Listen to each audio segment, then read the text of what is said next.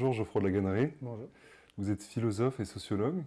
Vous avez publié de nombreux ouvrages, dont Sortir de notre impuissance politique et 3, Une aspiration au dehors.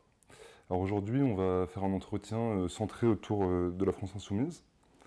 Donc pour recontextualiser très rapidement, la France insoumise est particulièrement diabolisée depuis les attaques du 7 octobre du Hamas, qu'ils avaient refusé de qualifier de terroriste en disant que le fait de mettre ce qualificatif permettrait derrière de considérer l'ensemble de la bande de Gaza comme possiblement terroriste et de les écraser, malgré le fait que leurs prédictions se révèlent parfaitement fondées avec le génocide en cours. On voit que la France insoumise et son leader Jean-Luc Mélenchon continuent à être diabolisés.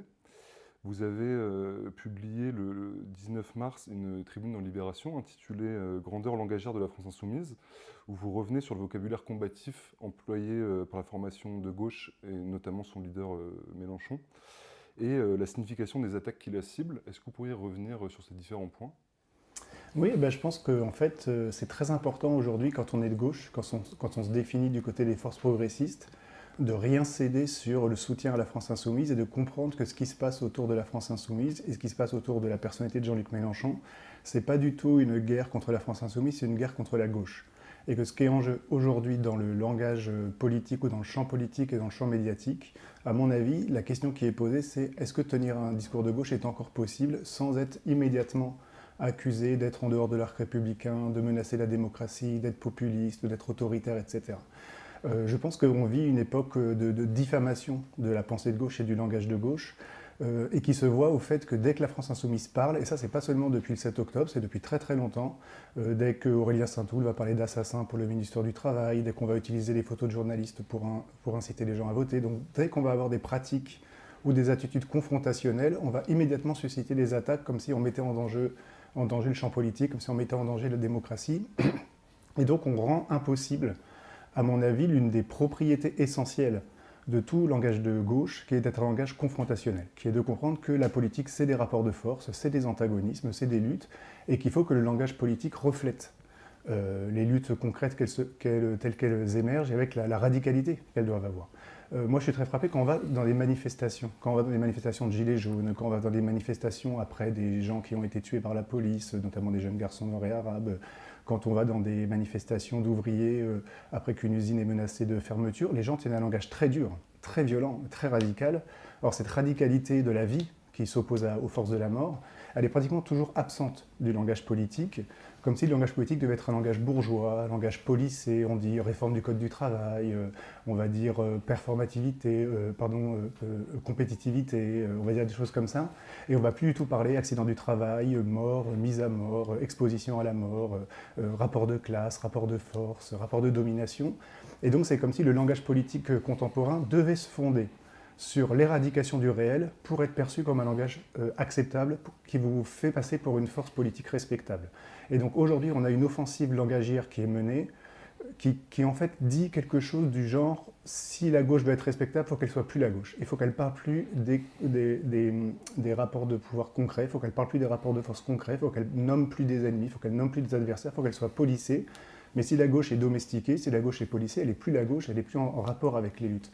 Il y avait un texte qui m'a frappé, que j'ai relu après mon article de Libération, qui est un article de Pierre Bourdieu sur la candidature de Coluche à la présidentielle en 81.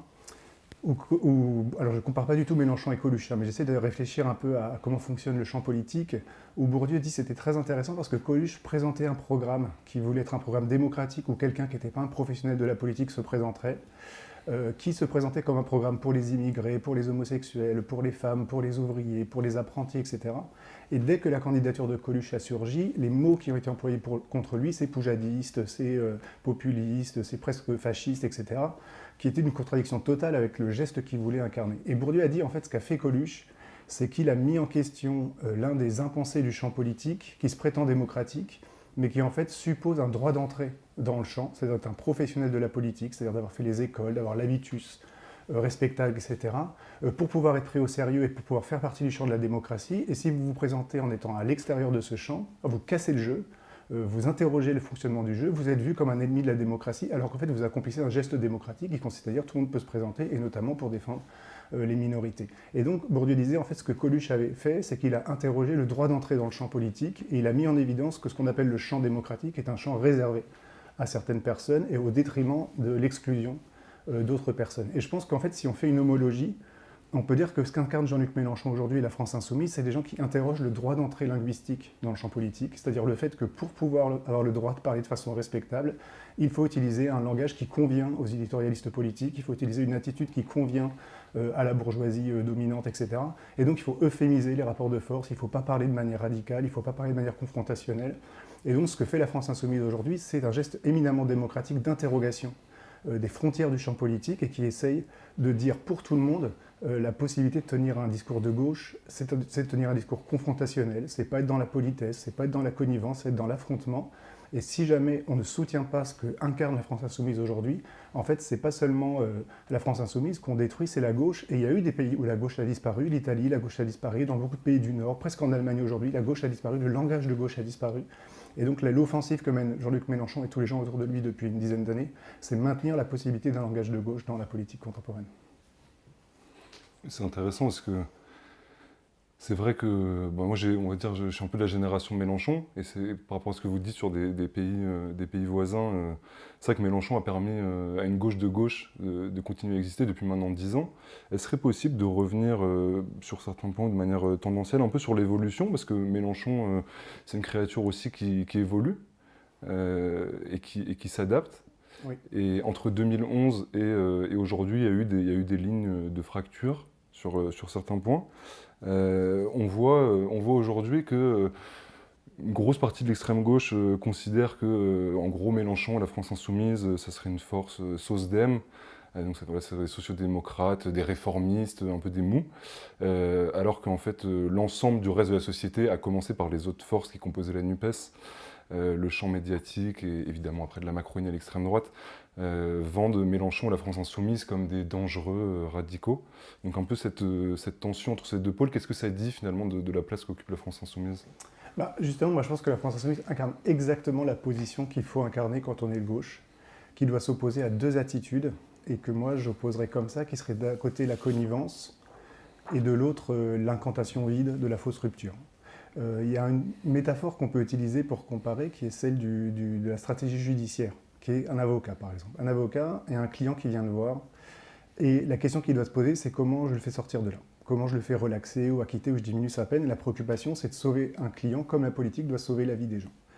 Et il y a eu traditionnellement dans le métier d'avocat une première stratégie qui était la stratégie qu'on appelait de connivence. La défense de connivence, c'est les avocats qui pensaient que c'était en flattant les juges, en copinant avec eux, en étant poli avec eux, en respectant leur autorité, qu'on allait réussir à avoir des peines un peu moindres, etc., et qu'on arrivait à sauver son client. Cette défense bourgeoise, en fait, qui est incarnée aujourd'hui par le Parti communiste ou les Verts ou par le Parti socialiste, évidemment, en France, historiquement, elle a toujours montré un énorme échec, parce qu'une des règles du pouvoir, c'est que si vous lui donnez quelque chose, il le prend et puis il continue à fonctionner. Donc, à partir de ce moment-là, c'est poser des avocats des questions un peu comment on défend des gens. Et puis, il y a eu l'autre stratégie, qui a été la stratégie que notamment a incarnée Jacques Vergès, notamment au moment des procès coloniaux et des activistes pour la libération algérienne, qu'on a appelé la défense de rupture, dans le grand livre de Jacques Vergès qui s'appelle la stratégie judiciaire, où il dit en fait il ne faut pas accepter le procès, il faut casser le procès, il faut dire vous n'avez pas le droit de juger, d'ailleurs c'est vous les assassins, c'est vous les terroristes, c'est vous qui envahissez le pays, l'Algérie, etc. Donc on refuse les règles du jeu judiciaire, souvent on mène l'audience en dehors de la scène du tribunal, dans les médias, et puis on ne sait pas qu'on affronte les juges, c'est qu'on les disqualifie, on refuse la scène radicalement.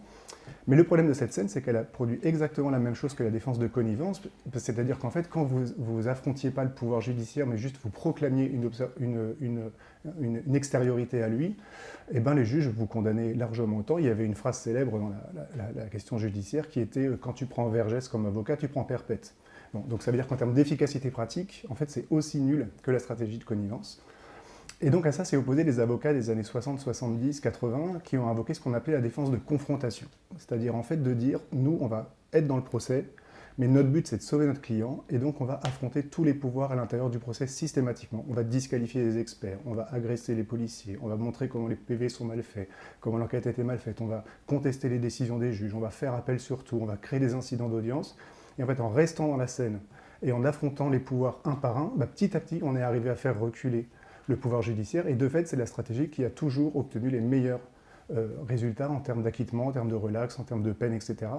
Et donc cette espèce d'idée selon laquelle si jamais on est préoccupé par le résultat concret, et la politique ça doit toujours être le résultat concret, et bien si on prend la métaphore de la justice pour un peu la métaphore de la politique, je dirais que c'est exactement ça, être de gauche. Être de gauche, c'est pas être dans la connivence, certainement pas. Ça veut dire que ça n'est pas accepter un certain nombre d'impensés ou de pouvoirs ou d'être poli, etc. Parce que sinon, ça va laisser les pouvoirs continuer. C'est ce que le Parti socialiste a toujours montré dans son histoire. Mais c'est pas non plus être dans la rupture médiatique, c'est-à-dire de faire des proclamations vides devant des gens d'accord dans des AG à Tolbiac, etc. Mais qu'en fait, ne change strictement rien au pouvoir. C'est affronter concrètement les systèmes de pouvoir un par un et produire des transformations concrètes qui sauvent la vie des gens, comme les avocats veulent sauver la vie de leurs clients. Et donc je pense que la France insoumise, en étant cette gauche de confrontation, qui n'est ni la gauche incantatoire, ni la gauche de connivence, incarne pour moi exactement ce qu'on peut appeler la gauche aujourd'hui. Est-ce qu'il n'y a pas quand même des évolutions entre 2011 et 2022 où à la fois on peut considérer que Mélenchon s'adapte, et à la fois on peut considérer qu'à certains moments il manque peut-être de souplesse stratégique. Là par exemple, je prends un exemple aux élections législatives 2022. Donc le score de Mélenchon permet de créer cette alliance qu'est la NUPES, qui n'est pas une alliance contre nature, mais une alliance avec des partis qui sont sur des lignes très, très éloignées de la sienne, mais ils sont obligés de se ranger parce qu'ils ont fait des scores vraiment trop misérables. Mais donc à ce moment-là, il a l'objectif de gagner les élections législatives. Et dans l'entre-deux tours des élections législatives, il va dire une phrase qui est juste, mais est-ce qu'elle est intelligente stratégiquement? Il va dire la police tue à ce moment-là. Est-ce qu'il n'y a pas, alors là je prends cet exemple, mais le fait que la radicalité à certains moments va braquer, c'est quelque chose qu'on entend beaucoup, qui revient, le fait que Mélenchon, il est trop agressif, c'est un dictateur en puissance, il n'est pas clair sur Poutine. Un peu toutes ces dimensions-là, est-ce que, là, on sort de la France insoumise, mais c'est plus la façon directe dont l'incarne Jean-Luc Mélenchon, est-ce qu'il n'y a pas parfois des excès de radicalité par rapport à l'objectif d'efficacité? Bon, alors moi je considère que le rapport à la police est l'un des tests politiques. Exactement comme aujourd'hui le rapport à la France insoumise est un test, est-ce que vous êtes domestiqué? Si jamais vous avez un rapport à la France insoumise hystérique, si vous avez un rapport comme ça de guerre permanente, si vous avez un rapport d'hostilité militante à la France insoumise, pour moi c'est difficile de penser que vous êtes de gauche. De la même manière, la question de la police, c'est une question centrale. Pour moi, c'est une question qui dit beaucoup de choses de l'habitus et de la capacité à dire la vérité, parce que la police est peut-être l'un des corps sur lesquels les discours qui circulent publiquement, qui sont acceptables publiquement, sont le plus mensongers par rapport à la réalité de ces pratiques dans les quartiers populaires notamment.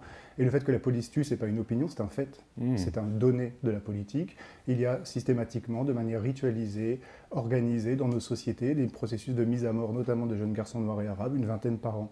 En général, ce n'est pas des accidents, parce que si c'était des accidents, ce serait parfois des blancs, parfois des noirs, parfois des vieux, parfois des jeunes. C'est toujours le même type de population qui est exposée à ce type de mort, soit par des contrôles d'identité, soit aujourd'hui beaucoup plus par les refus d'obtempérer, puis ensuite les voitures de police qui coursent quelqu'un et qui le tamponnent et qui fait qu'il y a un accident.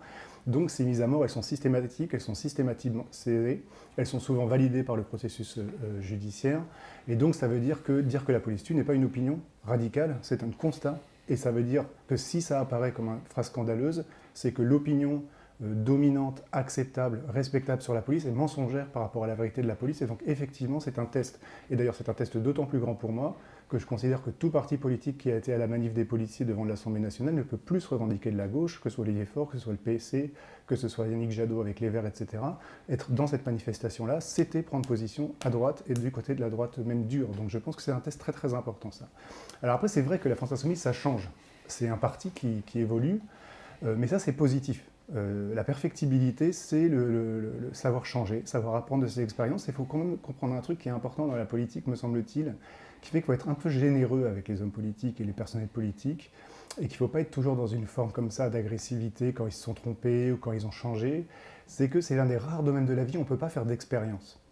C'est quand même un truc qu'il faut penser, ça. Moi, je me suis dit, moi, quand je fais un chapitre de livre, par exemple, si je le rate, déjà, je peux faire un livre d'après pour le corriger, et puis je peux effacer mon chapitre et en écrire un autre. Si jamais une entreprise veut lancer un nouveau produit, un nouveau yaourt par exemple, elle fait des études d'opinion, elle fait des tests pour voir si ça plaît, comment elle le market, etc. Puis elle le lance sur le marché, etc. La politique, vous ne pouvez pas faire ça. Toute campagne est réelle. Vous ne pouvez pas faire une fausse campagne pour voir si elle marche, et puis ensuite vous vous dites « Ah non, je ne vais pas faire ça, je vais faire une autre campagne ». La campagne, elle est directe, elle est là, Et si vous vous trompez, ça a des conséquences réelles. Donc en fait, c'est très très dur de faire une expérience politique. Et forcément, on n'est pas la science infuse. Si on savait gagner une élection directement, ça se saurait. Donc c'est normal qu'on se trompe. C'est normal qu'on fasse des stratégies dont on peut se dire finalement ça va pas très bien marcher, je vais en faire une autre, etc. Donc je dirais moi déjà que la capacité d'un parti politique à changer, à se transformer, à essayer des choses, à revenir en arrière, c'est un atout. Et c'est un progrès. C'est une qualité, c'est pas un défaut d'un mouvement politique. Donc on ne peut pas reprocher à chacun ses contradictions. Et je dirais même l'inverse, je dirais, quand très souvent on dit à Mélenchon, ah vous disiez ça, maintenant vous dites plus ça, ben, c'est très bien, c'est la preuve que c'est un homme politique généreux, qui sait changer, qui sait bouger, qui sait s'interroger, qui est perfectible. Alors c'est vrai qu'il y a eu un changement assez grand dans la stratégie insoumise entre la première campagne 2017 et celle de 2022, sur la stratégie populiste notamment. Mais moi, je tiens à dire quand même que la stratégie populiste m'a toujours apparu comme quelque chose d'important, parce que ça a été mal compris, le populisme de gauche, notamment à travers les travaux de Mouffe et Laclos, parce qu'on a pensé que le populisme de gauche était une réaction au populisme de droite, ce qui n'est pas du tout le cas. Le populisme de gauche a été défini dans les années 60-70 comme une réflexion par rapport au marxisme dans la tradition de Laclos et Mouffe, où il se consistait à dire il est en train d'apparaître dans le champ social des demandes qui ne sont pas indexées à la classe ouvrière, les demandes LGBT, les demandes féministes, les demandes écologistes, les demandes étudiantes, tout ce que vous voulez. Et donc, qu'est-ce qu'on peut faire à gauche si on veut créer un mouvement de masse sans reconstituer un centre de la politique qui serait la classe ouvrière? Ça ne veut pas dire qu'elle ne doit pas rester centrale, mais elle n'est pas le seul centre, il y a plein d'autres luttes, et il faut articuler ces luttes pour que la gauche elle reflète toutes les luttes qui émergent dans le monde social. Et si on reste marxiste, en fait, on va exclure tout un ensemble de questions, la question policière, la question environnementale, la question de la domination masculine, etc. Donc il faut absolument trouver une nouvelle catégorie de la gauche pour pouvoir intégrer toutes ces demandes sociales. Et cette stratégie-là a été pensée par Laclos et Mouffe comme le populisme. C'est-à-dire en fait de dire on va créer une catégorie de peuple qui va en fait être l'articulation, ce qu'elles appellent Laclos et Mouffe les chaînes d'équivalence, par lesquelles on va articuler des demandes sociales hétérogènes et par lesquelles on va pouvoir faire une gauche plus intégrative, en fait, plus généreuse, qui va pouvoir prendre en compte tout un ensemble de luttes différentes. Et donc la stratégie du populisme de gauche, d'abord c'est ça, c'est une exigence de penser et d'être à la pointe sur plein de combats très très très différents et de ne pas être seulement sur un combat, mais aussi important soit-il, qu'est la question de la classe ouvrière et des classes sociales. Alors évidemment, le risque de cette stratégie, c'est que la catégorie de peuple va être définie de façon un peu vide. Et ce qui va faire deux choses, c'est que d'une part, on va parler en termes de peuple, et donc on va moins parler en termes de catégories sectorielles, on va pas dire les ouvriers, Mélenchon disait les gens, je ne sais pas si vous vous souvenez, dans les meetings, il disait les gens. Voilà, donc on n'arrive pas très bien à savoir à qui on s'adresse, puisqu'on s'adresse à plein de gens différents.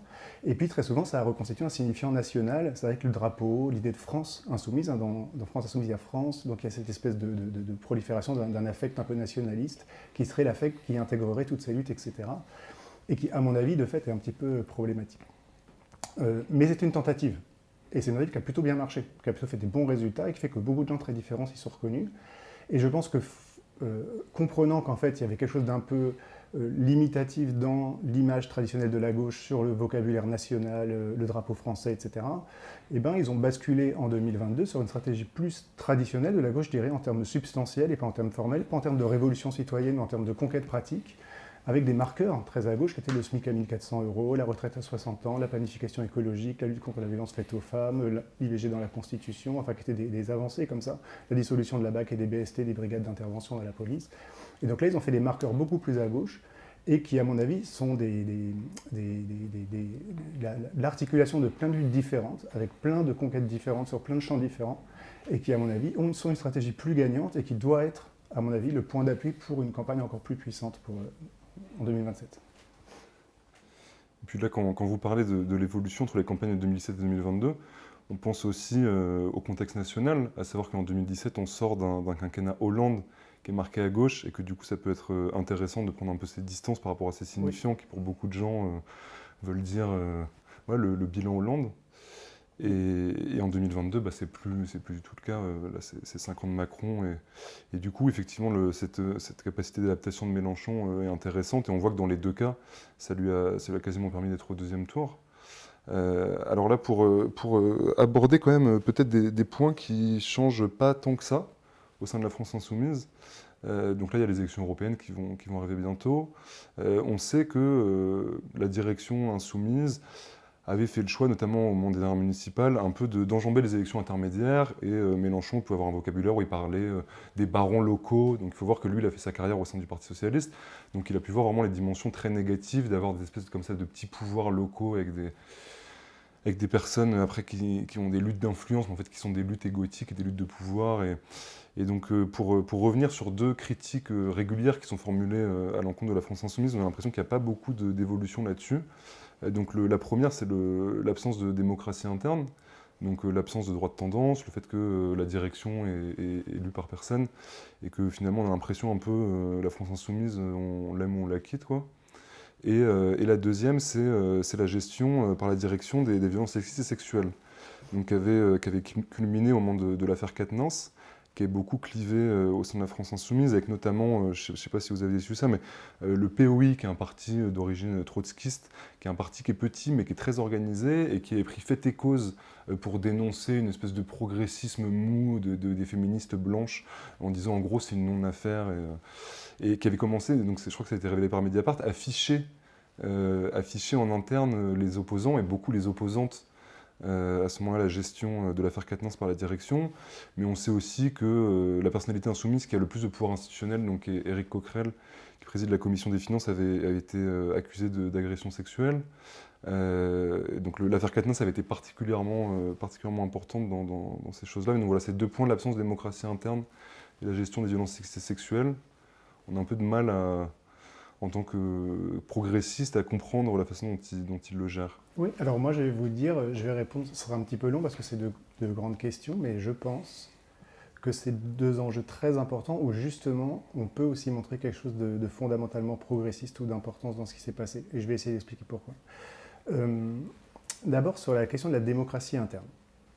Je pense qu'il y a une confusion et qui est importante à prendre en compte pour moi, qui est que quand on dit qu'il n'y a pas de démocratie dans la France insoumise ou qu'il faudrait des règles plus démocratiques, le fait d'avoir des votes majoritaires, des tendances, des motions, etc., on plaque sur la France insoumise un vocabulaire et des règles qui sont des règles qui s'imposent à un État.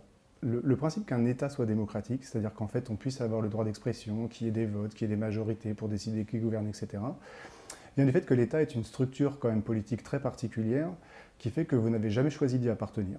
Vous êtes né sur un territoire, on vous a donné des papiers, on vous a dit c'est ton État, ça t'appartient et tu m'appartiens et voici la loi qui sera la tienne. Et donc nous n'avons jamais choisi d'appartenir à l'État français et d'autre part nous ne pouvons pas quitter l'État.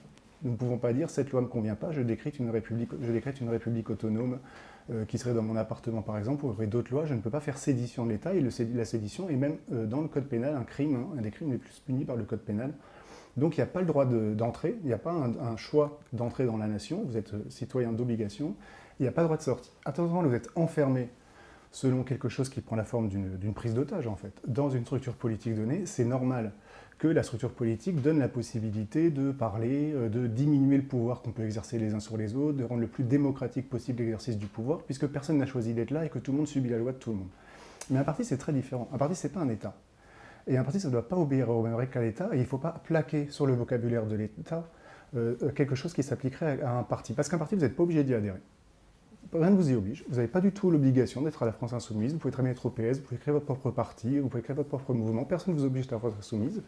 Et vous pouvez partir, si vous voulez, du jour au lendemain, vous rendez votre carte et vous partez. Donc à partir de ce moment-là, la question du pouvoir interne, elle est un peu posée différemment quand même. Puisque vous avez le pouvoir que si vous voulez y être. Et si vous ne voulez pas le pouvoir, vous n'avez qu'à partir et créer votre propre parti. Or, ceux qui reprochent à la France Insoumise son absence de démocratie, c'est en fait des gens qui, quand ils ont fait des tentatives de créer des partis, ont fait 2%. Pour que ce soit clair, des gens comme Clémentine Autain par exemple, qui fait 2%, etc. Mais qu'est-ce qu'elle fait? Et qu'est-ce que font les gens qui sont très souvent comme ça? Ils utilisent la France Insoumise pour se faire élire, parce qu'ils savent que c'est ça qui marche électoralement, et à peine élus, ils vont commencer à faire de la connivence avec les journalistes pour reprendre les items de critique de la France Insoumise, du mélenchonisme, etc. Mais si jamais ils ne sont pas contents, ils peuvent très bien faire leur propre parti, essayer leur propre voie, proposer quelque chose d'autre et voir si ça marche ou si ça ne marche pas. Et donc à partir de ce moment-là où vous pouvez produire votre propre parti, vous pouvez créer votre propre mouvement, il est normal qu'un mouvement affirme des choses, propose des choses, crée des choses. Moi, je comparerais presque un parti à quelque chose de l'ordre de l'art, c'est une proposition, quoi. Un parti politique, c'est des gens qui décident d'avoir une proposition politique. d'avoir un certain thème, d'avoir une organisation, d'avoir un certain nombre d'affects, d'avoir un certain nombre de programmes, etc. Si vous vous y reconnaissez, vous votez pour ou vous vous y engagez. Si vous ne vous y reconnaissez pas, vous créez votre propre parti, vous faites quelque chose d'autre et on verra qu'est-ce qui marche, qu'est-ce qui ne marche pas. Mais vous ne pouvez pas rentrer dans quelque chose qui ne vous oblige pas à y rentrer et dire mais je vais vous obliger à être dans ma ligne, etc. C'est un peu comme quand, si on prend une comparaison avec un autre mouvement, le combat Adama, auquel j'appartiens, et avec Assa Traoré, où je fais partie maintenant depuis 2017, Assa, par exemple, elle l'a toujours dit, c'est ma lutte. C'est la lutte de mon frère. Et dans le comité Adama, c'est Assa qui décide. C'est-à-dire que quand on a des discussions sur un certain nombre de choses, on peut avoir des discussions. Est-ce qu'on fait cette manifestation? Est-ce qu'on prend cette position? Est-ce qu'on va dans ce média? Est-ce qu'on fait ça? Est-ce qu'on fait ça? On peut discuter entre nous, mais à la fin, c'est Assa qui décide. Il dit oui, on le fait, non, on ne le fait pas, on parle comme ça, on emploie ce vocabulaire-là, on fait cette stratégie juridique ou pas, etc. C'est Assa, c'est son combat, et on la rejoint ou on la rejoint pas, et on n'est pas obligé de faire partie du comité Adama, mais si on le fait, on accepte que c'est Assa qui décide. Il viendra l'idée de personne de dire on va faire un vote, et si Assa est minoritaire, hop, c'est nous qui allons décider ce que c'est que le comité Adama. Ça va évidemment de soi que c'est ça la lutte politique. Et donc moi je dirais un peu la même chose de la France Insoumise. C'est normal qu'il y ait des gens comme Mélenchon, comme Antoine Léaumont, comme Bompard, comme Panot, comme Coquerel, etc., qui ont une vision, qui ont une proposition politique, qui ont une organisation politique, etc. Ils proposent quelque chose. Ils proposent une offre politique, ils proposent une construction politique. Et si les gens ne sont pas d'accord, il y a le droit de sortie. Et de ce point de vue-là, il ne s'est pas obligé de fonctionner de manière démocratiquement. Et je dirais même que c'est possible que c'est parce qu'il y a cette organisation-là que ça peut être un mouvement créatif, parce qu'il ne faut pas oublier que cette dimension-là n'a pas fait que le parti s'est refermé sur une petite base autocentrée, parce que justement le problème des courants internes, c'est que ça devient ça, un parti, vous passez votre temps à vous opposer à machin, à savoir si votre tendance va faire plus que la tendance d'à côté, ça devient des luttes internes infinies, etc. En fait, comme il n'y a pas de droite, de tendance, etc., les luttes internes, elles sont beaucoup moins puissantes, et ça permet au parti d'être ouvert sur d'autres luttes. Et ça permet à ce parti d'être en fait un des partis les plus intégratifs de plein de luttes, que ce soit les femmes de ménage, que ce soit les gays, que ce soit les violences faites aux femmes, que ce soit l'écologie, etc. Donc en fait, la diminution du parti comme espace de lutte fait que c'est un parti qui peut être beaucoup plus ouvert à des luttes externes et qui fait, à mon avis, sa force politique. Donc moi, je suis assez favorable en fait à la stratégie de Mélenchon qui dit ne recommençons pas ces erreurs-là. Nous ne sommes pas un État, nous sommes une proposition politique. Si vous êtes d'accord, augmentez-nous et venez nous donner de la force. Si vous n'êtes pas d'accord, créez votre propre chose et on verra ce qui se passe. Donc moi, je suis très très d'accord avec cette stratégie-là en vérité. Et puis il y avait une deuxième question sur la question de l'affaire Quatennens, qui est évidemment une question compliquée, mais elle est compliquée parce que, à mon avis, je vais dire la chose comme je le pense avec mon cœur. Je pense que le moment de l'affaire Quatennens, et notamment la manière dont Mélenchon a pris position sur l'affaire Quatennens, a pour moi été l'un des plus beaux moments de la gauche. Et peut-être l'un des moments les plus révélateurs de son habitus de gauche à Mélenchon, et pourquoi c'est une personnalité éminente et importante. Il y a quelque chose dont on fait peu attention aujourd'hui dans la gauche, qui est que nous avons tendance sur ces mouvements-là, sur ces combats-là, à parler très très très très largement comme la droite et comme l'extrême droite, parce que le mot qui s'est imposé dans la politique contemporaine autour de ces questions-là, ça a été le mot d'impunité. Le mot qui domine en permanence sur la question des violences sexistes et sexuelles, c'est fin de l'impunité, l'impunité des agresseurs, l'impunité des violeurs, etc. Et d'ailleurs, c'est pas seulement sur la question sexuelle, puisqu'on apparaît sur la police, on dit l'impunité des crimes policiers, ou sur le climat, on dit l'impunité des criminels climatiques. Donc il y a ce mot d'impunité qui est devenu un peu le langage de la politique contemporaine de manière hégémonique et de manière assez extravagante. Et il y a des mots politiques qui datent des époques. Dans les années 60-70, le mot libération, par exemple, était fondamental. Libération sexuelle ou révolution sexuelle. Et aujourd'hui, c'est fin de l'impunité. Donc on est passé de mouvements, disons, créatifs, libertaires, inventifs, à des mouvements interdictifs et punitifs. Quand vous dites impunité, quand vous dites que le problème c'est l'impunité, que ce qu'il faut c'est la fin de l'impunité, il faut bien faire attention parce que vous ratifiez implicitement un dispositif mental dans lequel vous pensez que le problème d'un fait social que vous réprouvez, c'est qu'il n'est pas puni. Et que c'est parce que les choses ne sont pas punies qu'elles se passent de manière mauvaise, et donc il faut augmenter l'activité répressive pour que le fait soit contenu ou pour que les comportements déviants soient éradiqués. Or, il faut quand même se souvenir que dans l'histoire politique, le courant politique qui a toujours lié le problème des sociétés au fait que la répression est trop faible, que les juges sont laxistes, que les juges ne sont pas punis, c'est la droite à l'extrême droite. Il n'y a pas beaucoup de marqueurs politiques de la droite. C'est-à-dire, en gros, qu'est-ce qui définit un mouvement de droite? Qu'est-ce qui définit quelqu'un qui est de droite? Qu'est-ce que c'est les marqueurs de la droite éternelle, en quelque sorte? Vous avez le nationalisme, ça c'est absolument certain. Vous avez le rejet de l'immigration, la haine des immigrés, etc. Et vous avez le punitivisme, c'est-à-dire en gros l'idée de toujours faire plus de peines, des peines planchées, plus de répression pénale, plus de violence carcérale, etc.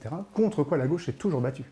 Ce qui a défini la gauche en général, même l'humanisme pénal minimum depuis Beccaria, c'est de dire un homme n'est pas assimilable à ses actes, une personne peut changer, une personne peut se transformer, on peut changer les gens beaucoup plus par l'éducation et la prévention et la culture que par la répression pénale, etc., qui était un marqueur de la gauche. Et à ça s'opposait le punitivisme de la droite. Mais aujourd'hui, comme on emploie le mot impunité à gauche, on en vient à parler comme la droite et l'extrême droite et à unifier le champ politique autour de pulsions répressives. Alors moi, c'est un sujet qui m'intéresse beaucoup depuis mon livre sur la justice. Là, je fais un cours et un cycle de conférences sur l'abolition pénale. Je pense que c'est une défaite idéologique de la droite. Et sur l'affaire Quatennens, moi, je me souviens très bien de Mélenchon. C'était en février 2023. Il était à BFM TV, après un débat sur les retraites, je ne sais pas si vous vous souvenez, et le journaliste lui a posé une question sur Quatennens, en parlant de son retour en politique, etc. Et en fait, Mélenchon s'est trouvé pris à faire face au pouvoir journalistique, c'est-à-dire en fait à l'envie de le voir faire une erreur, de dire quelque chose qui va lui faire un mauvais procès sur les réseaux sociaux, etc. Et puis confronté aussi à ce qu'on pourrait appeler le conformisme logique d'une partie de la gauche, qui fait qu'elle est tétanisée à l'idée de tenir un discours différent sur ces questions-là, sinon elle est accusée d'être pour le patriarcat, pour la violence faite aux femmes, de diminuer la violence faite aux femmes, etc. Comme si c'est parce que vous disiez des choses différentes du punitivisme que vous disiez qu'il n'y avait pas de violence. L'abolitionnisme pénal ne dit pas qu'il n'y a pas de violence, elle dit qu'il y a des violences, mais qu'on peut les gérer autrement que de manière répressive, etc. Et Mélenchon avait dit, mais moi, vous savez, j'appartiens à une gauche humaniste, et donc je crois au droit à reconnaître ses fautes.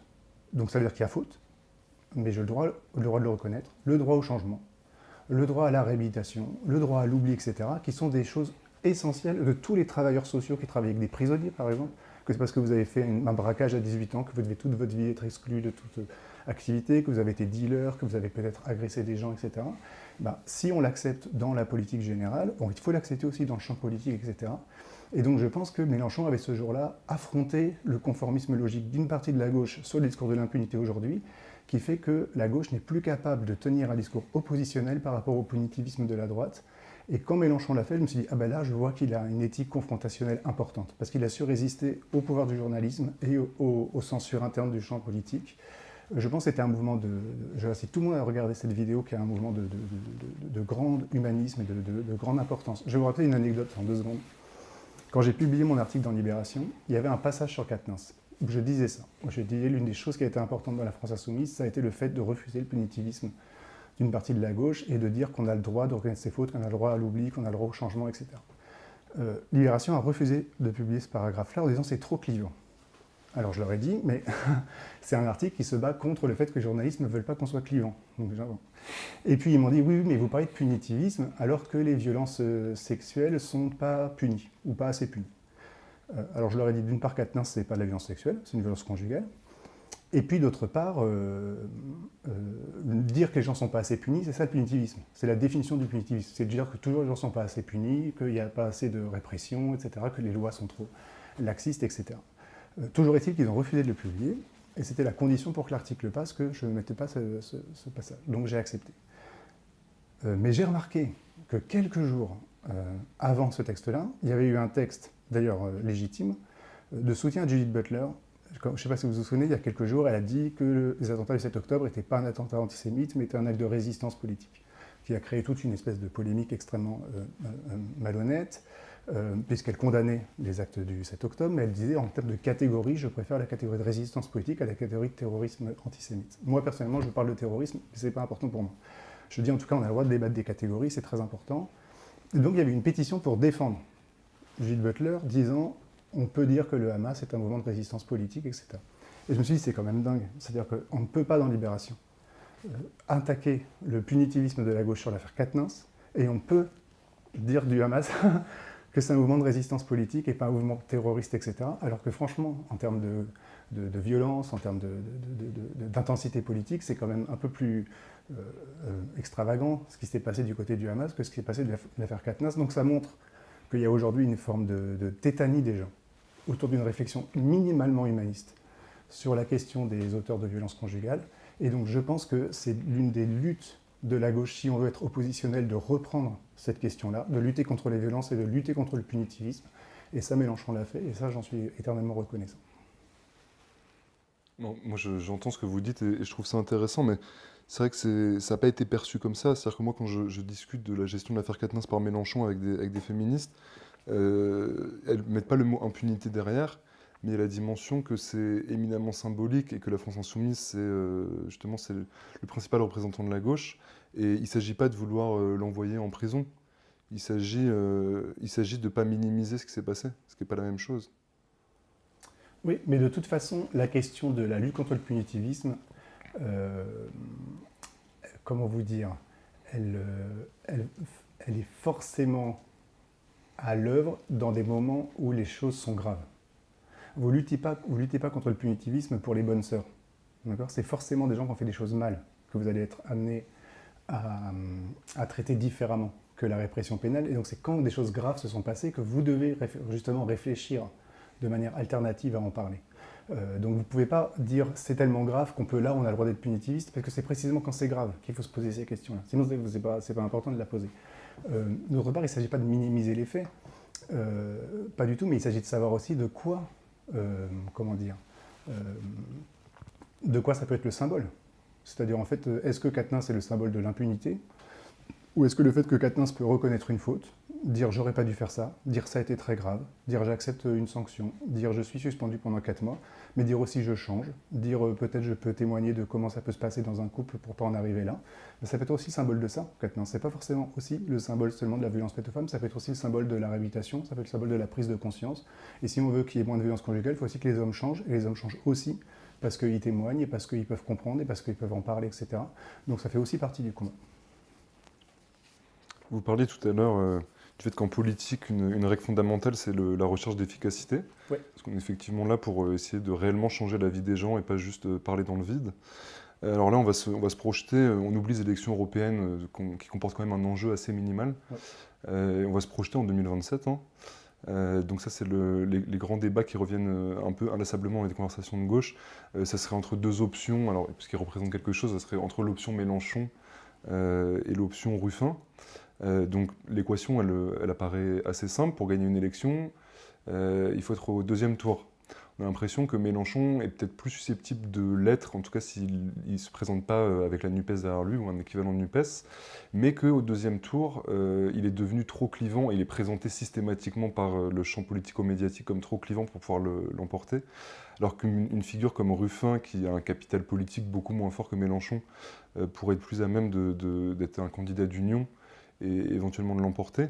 Alors un peu savoir ce que vous en pensez, et au-delà des deux options purement électorales, qu'est-ce que ça pourrait impliquer au niveau de la ligne idéologique de masse entre ces directions-là et voilà.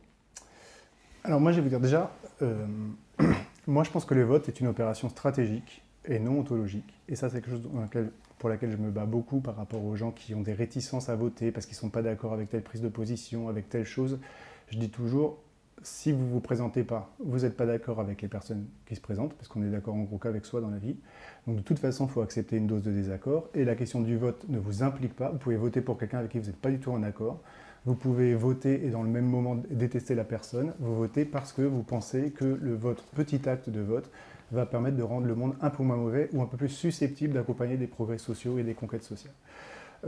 Donc il faut désinvestir ontologiquement le vote. Vous n'êtes pas investi dans votre vote, ce n'est pas un moment ontologique, c'est juste une stratégie très faible qui vous coûte strictement rien pour rendre le monde un petit peu moins mauvais. Moi je vote tout le temps et en fonction de cette préoccupation-là, donc il est très clair par rapport à ce que je vais dire, que si Ruffin est candidat de l'Union et qu'il y a une chance qu'il gagne l'élection, je voterai pour lui à 100% et je m'engagerai pour lui à 100%. Il n'y a aucune différence par rapport à ça. Si c'est Mélenchon aussi, enfin je veux dire, voilà, ça c'est absolument clair, il n'y a aucun problème par rapport à ça. Qu'est-ce qui fait que, pour l'instant, je pense que c'est plutôt Mélenchon qui, pour moi, incarne quelque chose que Ruffin? C'est un peu ce dont je n'ai parlé tout à l'heure, qui est que, en pensant en termes de populisme, ou avec le programme de 2022, Mélenchon a montré quelque chose quand même qui est très important, c'est qu'il a compris qu'il n'y a pas de centre de la politique, qu'il y a une pluralité des luttes. Que vous ne pouvez pas parler seulement un langage et que vous devez affronter plein de sujets, qui peut être la police, qui peut être l'usine, qui peut être l'environnement, qui peut être les violences, qui peut être enfin, tout ce que vous voulez, la question trans, etc. Tout. Chacun est le centre de son monde, donc vous ne pouvez pas décréter qu'il y a un centre du monde pour les autres.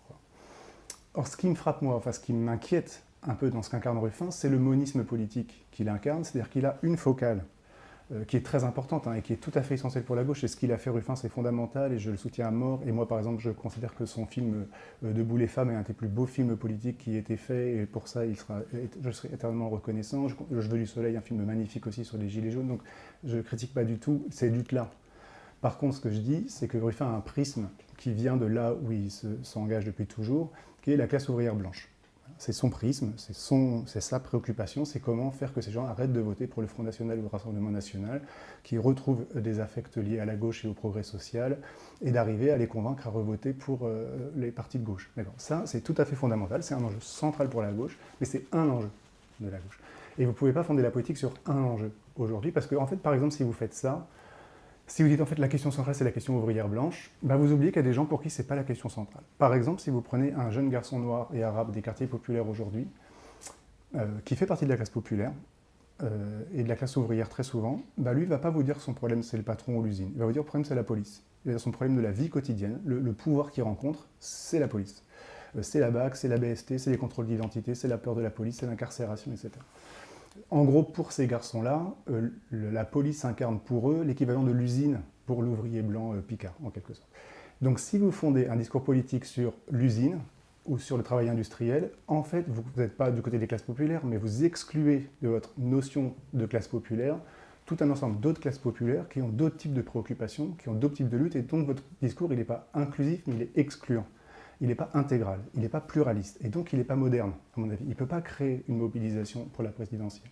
De ce point de vue-là, j'ai une réticence par rapport à Ruffin, parce que son prisme moniste l'empêche de tenir un discours pluraliste. Et d'autant plus loin, cette question-là, que ce que j'ai remarqué quand même avec Ruffin, même si je redis encore que je voterai pour lui, que je le soutiens, etc., c'est que très souvent, je ne sais pas si vous avez remarqué, mais quand il est amené à prendre des positions sur des sujets qui ne sont pas les siens, il tient des positions réactionnaires. Il y a eu 3 cas très importants, c'est la marche contre l'islamophobie, où il a dit « j'y vais pas, j'ai foot ». Il a quand même osé dire ça. Quand Assa Traoré lui a demandé sur scène de soutenir le combat à Damas, il a dit « je ne veux pas m'engager avant de savoir le résultat de l'enquête policière ». Voilà. Et troisièmement, sur la question trans, quand il y avait eu la question de l'autodétermination de genre dans la loi portée par la France Insoumise, il avait dit que ce n'était pas la peine que la France Insoumise porte des sujets comme ça qui divisent la société, comme si les trans ne faisaient pas partie de la société. Ce qui n'est pas du tout plaisant et agréable pour quelqu'un de gauche, parce que pour les personnes transgenres, pour Assa Traoré, c'est leur centre du monde. Vous ne pouvez pas leur décréter que ce n'est pas le centre du monde. Alors à chaque fois, Ruffin fait la même chose, c'est-à-dire qu'il dit spontanément quelque chose de réactionnaire, et après, dans un grand média, notamment France Inter, et après il va sur ces médias à lui, sur Twitter, dire « je m'excuse, j'aurais dû réfléchir » pour s'adresser à son public, mais globalement, son opinion qui va marquer, elle est de droite. Et ça, c'est important. Parce que ce que j'ai remarqué, c'est que jamais Ruffin, spontanément, dit quelque chose de trop à gauche. Il s'excuse toujours de quelque chose de trop à droite. C'est-à-dire qu'il va d'abord dire un truc réactionnaire spontanément, et ensuite il va s'excuser. Alors que Mélenchon, c'est plutôt l'inverse. Il va dire un truc trop à gauche, et puis après il va être amené un petit peu nuancé. Et donc on a un peu 2 habitus, là, différents. Un habitus qui est fondamentalement réactionnaire, et qui sait qu'il faut faire un peu attention, donc il va se corriger, et quelqu'un qui a des pulsions plutôt subversives, et qui va faire un peu tendance pour euphémiser après. Et quand on doit choisir entre les deux, j'ai plutôt une tendance à préférer Mélenchon que Ruffin de ce point de vue-là. Du coup, ça fonctionne très bien avec ma question suivante. C'est qu'au-delà de la possibilité pour l'un ou pour l'autre, en réduisant la politique à des personnes, à gagner l'élection, quels pourraient être les imaginaires politiques en cas de victoire de l'un ou de l'autre? On sait que dans le programme de Mélenchon, il porte beaucoup d'idées, mais il porte une idée forte, je pense, qui parle à beaucoup de gens, qui est le fait de lancer un processus constituant et une 6ème République. On peut faire l'expérience de pensée, d'imaginer que Mélenchon serait élu, alors les médias ils seraient en transe, la finance internationale elle voudrait punir immédiatement tout début d'expérience et les policiers s'agiteraient comme jamais. Ouais. Voilà, qu'est-ce qui est imaginable en fait? Qu'est-ce qui est imaginable de manière un peu concrète en sachant que voilà, on ne prédit pas l'avenir, mais... Oui, c'est une très bonne question. Parce que, déjà, je pense que la première chose, je pense que Mélenchon l'a déjà dit d'ailleurs s'il était élu, c'est faire très vite des lois substantielles. D'abord, c'est des lois sur le SMIC, sur les différences de salaire, sur les retraites à 60 ans, des conquêtes sociales tout de suite, revaloriser le SMIC, etc., etc. Ça, je pense que c'est tout à fait fondamental que d'abord, il y a des questions, financer l'hôpital public, l'école, etc., abolir la BAC et la BST, enfin des réformes comme ça, très radicales, très vite.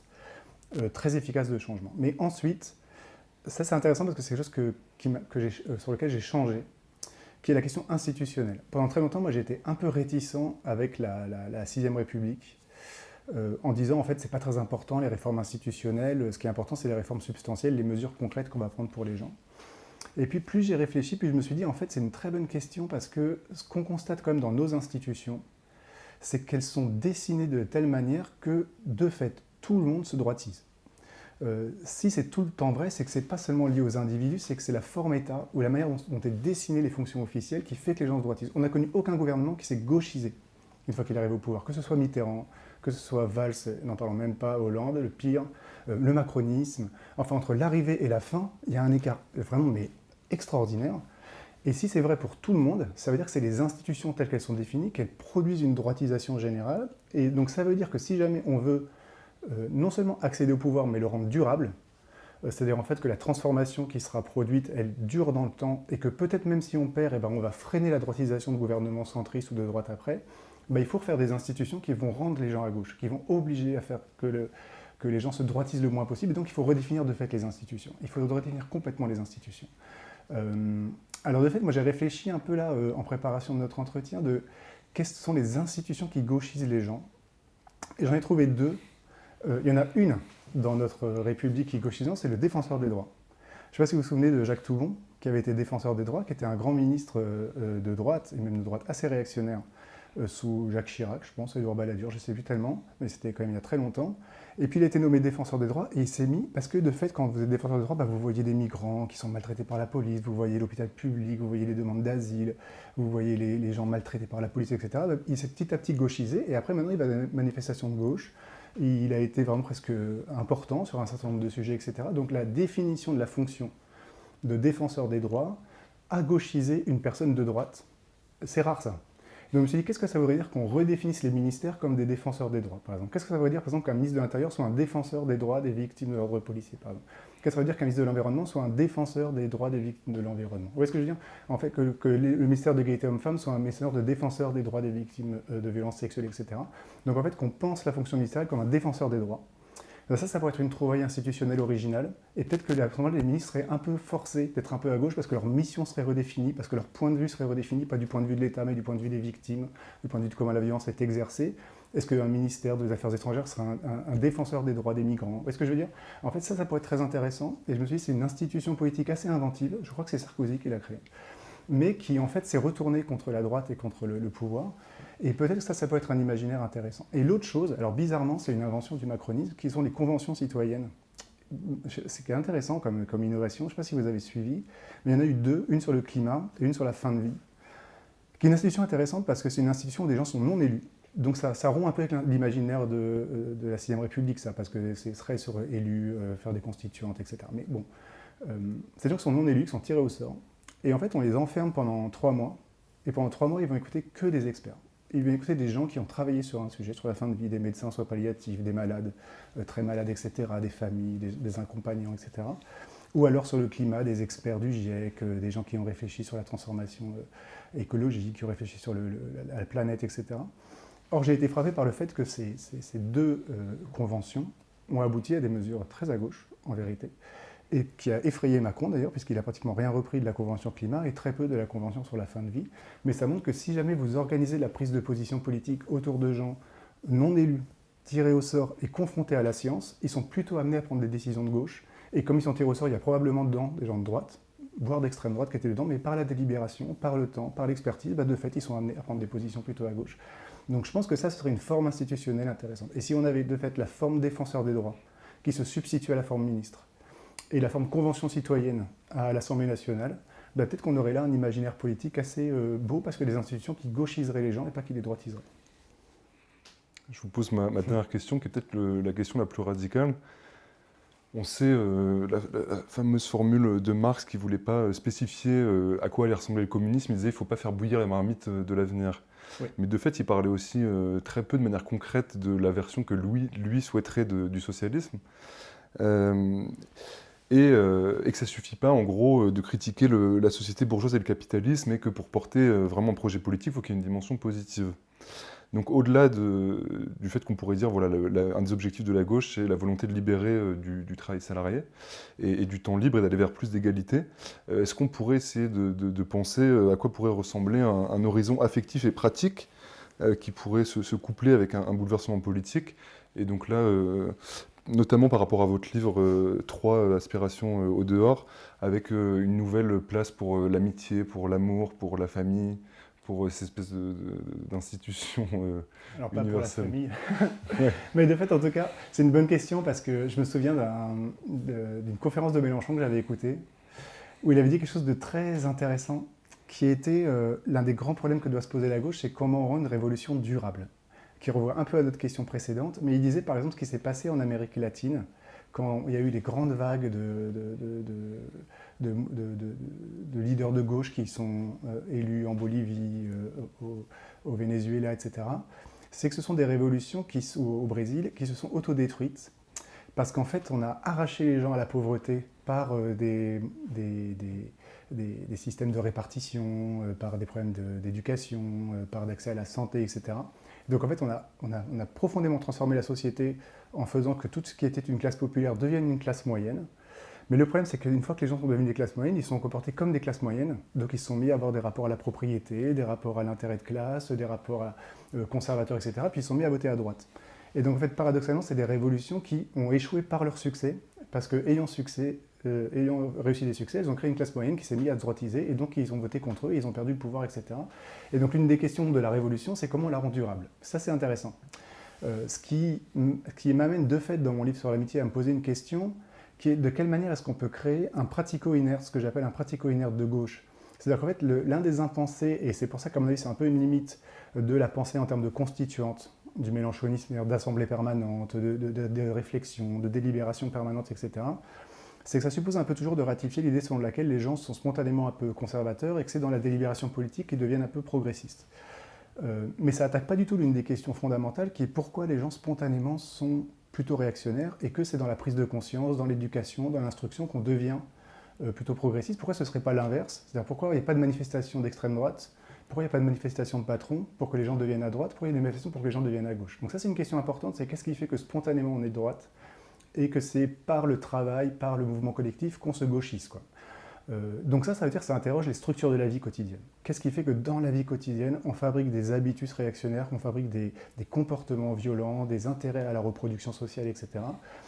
Et pour ça, il faut de fait interroger ce qui nous façonne dans notre vie quotidienne. Et ce qui façonne très grandement les gens dans la vie quotidienne, et ça a été montré depuis Adorno et Horkheimer dans un texte fameux sur la famille autoritaire, c'est la structure familiale. Une des explications, par exemple, que donnent Horkheimer et Adorno du fascisme, c'est la famille.